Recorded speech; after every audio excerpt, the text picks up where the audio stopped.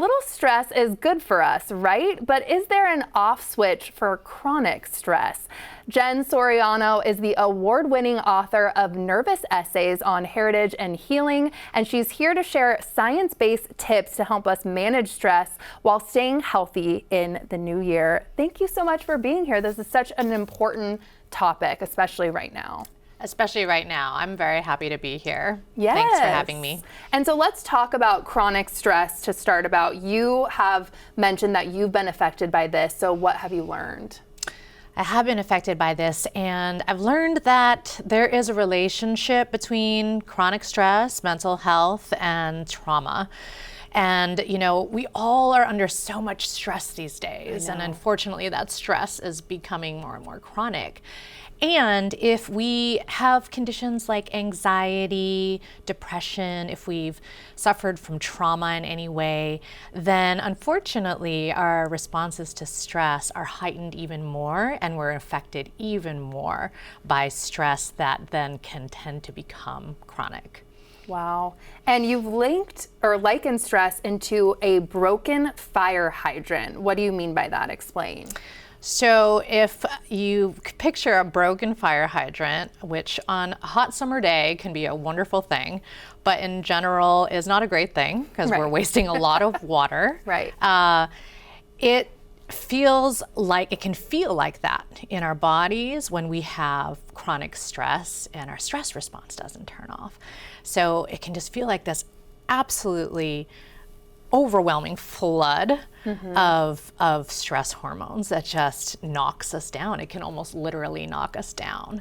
And the good news is that there's ways to actually help manage that response and start to turn that fire hydrant off so it's not just spouting off out of control. Definitely. And just last August, the Surgeon General named the growing amount of parental stress actually as a major public health issue.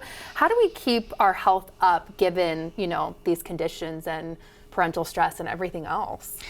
Yeah, well, I think the first thing is to just name for ourselves that these conditions are getting worse, you know, that we are all facing a lot more stress from things like climate disasters. Shout out to people in LA who are facing such a devastating set of wildfires, but also things like rising cost of living and rising cost of healthcare and you know, not as many supports to be able to do what we need to do to raise ourselves and our kids. And so to just acknowledge that is a first step. And then to be able to realize that we have some control over our own body stress response, even though we might not be able to change the systems that cause mass stress overnight. And so one of the things I wanted to share today is that even though much of our stress response is non-conscious, there are things that we can do to actually modulate and turn off the stress response that is supposed to only be for really acute moments of stress, like we have to run away from a car might run us over, you know. And so we can actually access a sort of off button to our stress response. Yeah, and do you have a 101 stress response? You have a toilet analogy. I hear, if you could explain. There's a lot of water analogies going on here. I'm seeing a theme.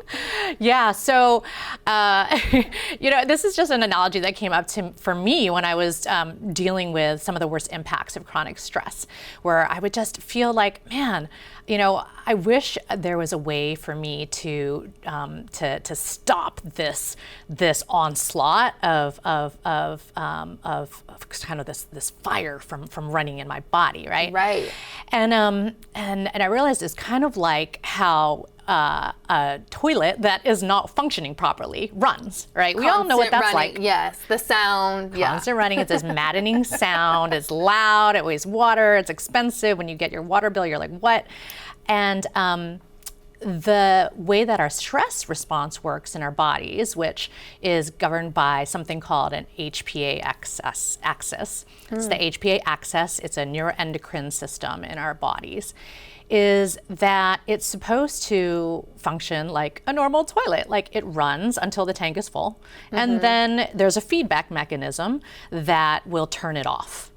And when our stress response is disrupted from things like chronic stress and trauma, the feedback mechanism no longer works. And even though our tank might be full and we have lots of stress hormones running through our bodies, the system does not get the message that it should turn off. Okay. And so we just keep getting flooded with more and more cortisol and adrenaline, which is again great for running away from a tiger, or getting ready for a big presentation. But not your everyday life. Not good for everyday life. And stress, has been shown to be chronic stress has been shown to be a major cause of all kinds of illness and disease.